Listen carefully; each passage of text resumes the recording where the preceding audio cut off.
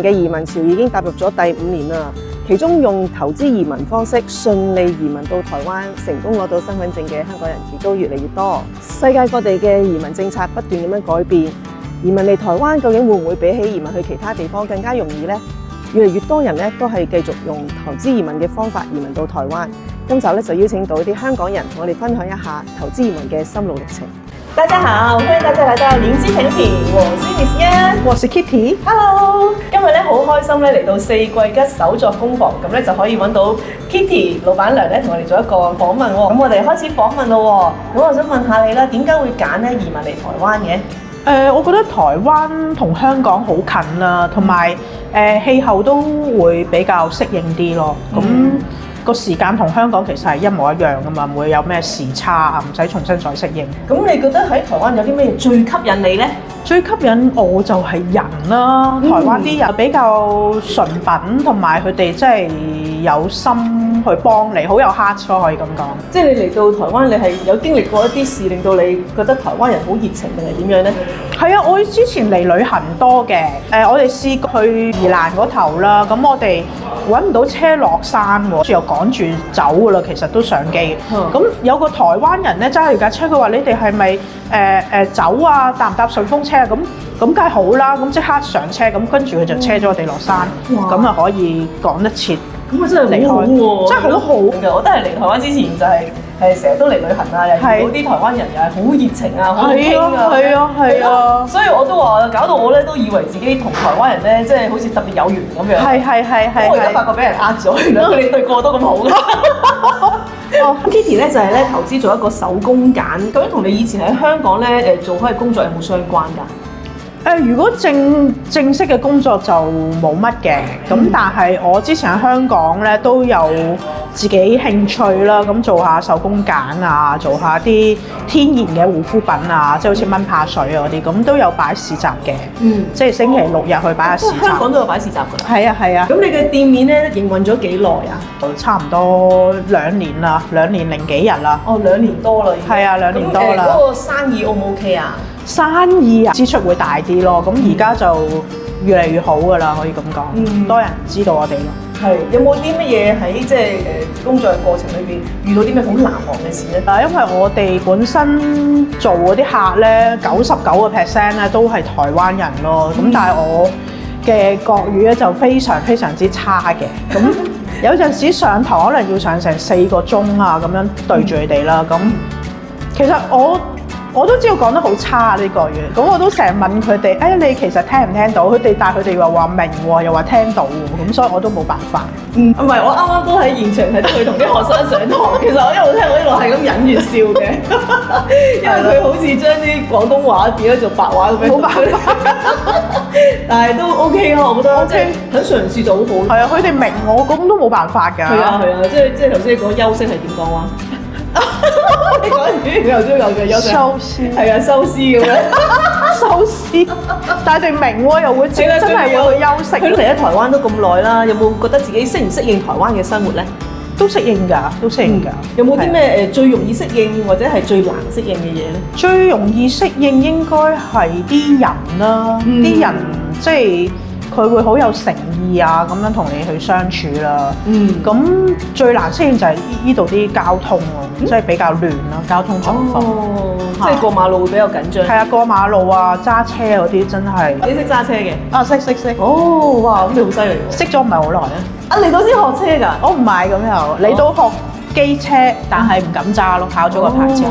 哇！你都好融入即係台灣生活啊，好勇敢啊！係喎，要恭喜你啊！因為咧，我邀請你咧做訪問嘅時候咧，你都仲未攞到身份證㗎。咁而家咧就已經係成為咗台灣人。係啊，恭喜晒你啊！多謝你。係啦，咁啊成為咗台灣人之後，咁而家你覺得喺度住有冇啲乜嘢困難咧？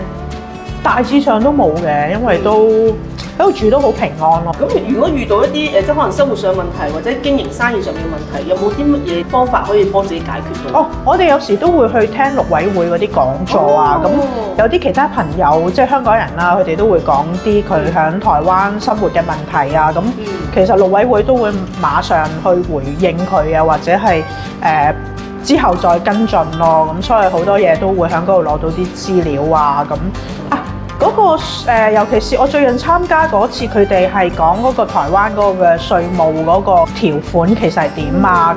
咁好多嘢都清楚咗好多咯。之前都做生意可能都要知道係啊係啊，同埋講埋你譬如去咗外國住啊，又點樣收稅，咁好多嘢都講得好詳細咯。係咁啊係，你講開陸委會，最近我哋都有個香港人市集咧，係時咧，即係好多香港人一齊去玩。係啊係啊，我覺得咁樣係凝聚到大家香港人互相認識，又好似一個環境係令到我哋又俾啲台灣人認識，咁啊互相認識都係一個好嘅交流嘅方法。身份證又攞咗啦，咁啊對未來嘅生活又有啲咩期望呢？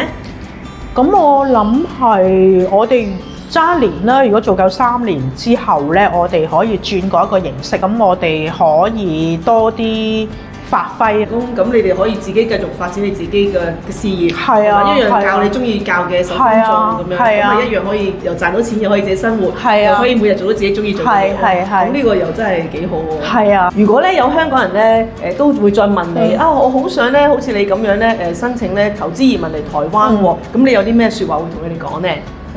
我都會鼓勵佢哋嘅，其實因為台灣確實係一個住得幾舒服嘅地方。咁做生意嗰方面咧，你有冇啲咩即係心得啊？咁樣係啊，做生意其實我哋正正常常咁跟翻佢點話就點做嘅。其實我覺得攞身份證都唔係一件好難嘅事咯。咁當然你可能話哇2個 full time 喎會蝕錢咁。其實蝕錢都係一件好平常嘅係正常嘅事嚟嘅，咁佢亦都唔會睇你話一定要賺錢先至會批你個身份證嘅。咁你總言之，你嘅經營手法係正正常常跟翻係規矩嘅，其實係冇乜大嘅難處咯，我覺得。即係盡力去做好自己本分啦，係咪？係啊，即係經營個生意，咁啊唔係個個做生意一定賺嘅。係啊。咁但係如果即係我哋又唔好俾咁大壓力，原來佢唔係話一定要賺先會批你嘅。係啊。就算你已經好努力啦，蝕咗咁都係一樣嗰樣會批。係啊 Michelle 都係咁啦。以前啲人唔信我係蝕㗎，我都唔信㗎，我都唔信㗎。其實真係好難㗎，因為我哋呢啲唔係做開生意，但係我哋都有個嘗試咯。係咯，都努力。咁我覺得做咗生意都學咗好多嘢嘅。係啊。多謝 Kitty 啊！我哋今日嘅訪問咧都到呢度差唔多啦。咁咧喺度咧都祝你咧係攞到身份證啦嚇，喺台灣生活愉快啦，工作順利啦。好，大家咁話。好，拜拜。拜拜。良禽擇木而棲。如果你都好似我一樣覺得台灣係一個適合移民嘅地方，你都可以好似我咁樣用投資移民嘅方法申請移民到台灣。投資移民係需要用600萬台幣嚟到台灣投資，請2個嘅台灣員工，需要經營事業同埋真實嘅營業。投資移民除咗可以讓大家一嘗當老闆嘅滋味，亦都可以俾大家為自己嘅將來預備一個充滿人情味、面積更大、享受慢活節奏嘅台灣生活。有興趣嘅朋友可以參考台灣移民署嘅網站，同埋陸委會及策進會定期舉辦嘅港澳人士居留座談會，以及台式生活講座。祝福大家都可以揾到自己最喜歡嘅生活方式。今集講到呢度啦，下集再見，拜拜。